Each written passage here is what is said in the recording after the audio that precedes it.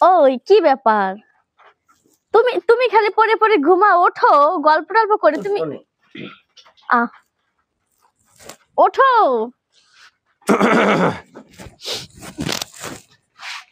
বৌমা।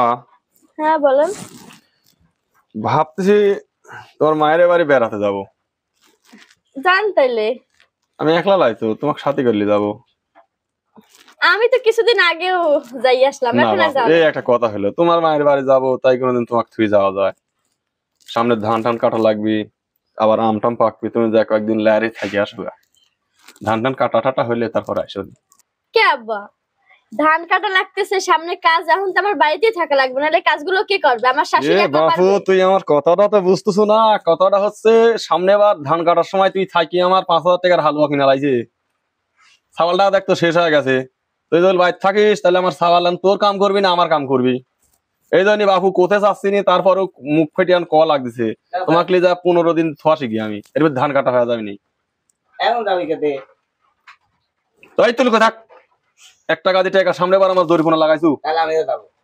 তুই যাবো ধান কাটবি কিটা? হ্যাঁ বল, যাই আমরা দুইজনে তাহলে যাই, 1 মাস বেড়াই থাকি আসি। সুমন্দির বেটি, তোর বাপ মাকে আমাকে টাকা দিবি ধান কাটার কথাটা বুঝিস নি? তোর কাছ থাকলে আমার ছাগলটা শেষ হয়ে যাবে না একবারে। একবার হালুয়া খাওয়া খাওয়া তো শেষ করছে দেখতো। এই ছাগলের শরীরে কি আছে, হাড় বাড়া গেছে।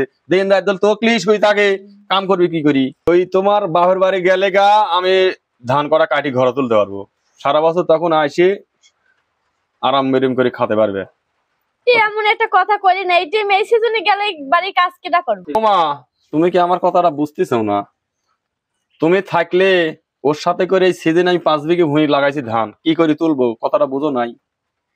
আমার সোনার বৌমা, তুমি যাও, যায়া কয়েকটা দিন বাপের বাড়ি থেকে আসো গা।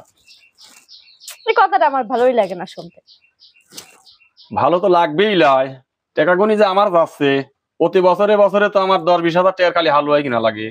আবার যদি এই সময় থাকে ধান কাটবি না তোমাকে কাটবি, আমার তো কথা তো আবার ধরো বেকা বেকা, মানুষের তো বুঝবেন যে বেটার বেকাই গুনি করছে, কথাটা তো বোঝা লাগবি। আচ্ছা ঠিক আছে, আমরা তো যাই, আপনার ব্যাটারি রেডি টেডি হন, আমি রেডি, আমরা দুজনে একসঙ্গে চলে যাই। আবার বেটা ক্লি যাবে একই জন্য? আমি একলা রাস্তা দিয়ে যাইতে পারবো, আমার ভয় লাগে। আমি লিজা থোয়াস ফোনি, তুমি আমার ছাগলটার পর ময়া করি কয়েকটা দিন বাহির বাড়িতে থাকি আসো গা। দেখো তো আমার ছাগলের শরীরে কি আছে, 32 খান হাড় ছাড়া কিছু নাই। মানুষের 32টা হাড়, এ দেখো গুণ তো কয়টা আছে, কি আছে? এই ছাগল ডাক দিলি তুমি থাকতে চাও একটু, কি 5টা বোন একটু দরদ হয় না তোমার? আমার এই ধান কাটা কাটতে দাও, 1 হাঁটু পাকের ভেতর ধান কাটা কাটা লাগবে, এমনি তো ছাগল কাম করি পার না। তুমি আমার পর এইটুকা মহব্বত করি, দয়া ধর্ম করি, যা 15টা দিন থাকি আসো গা। আমি গেলে সব কাজ করতে পারবে? হ্যাঁ, কাজ করতে পারবি না।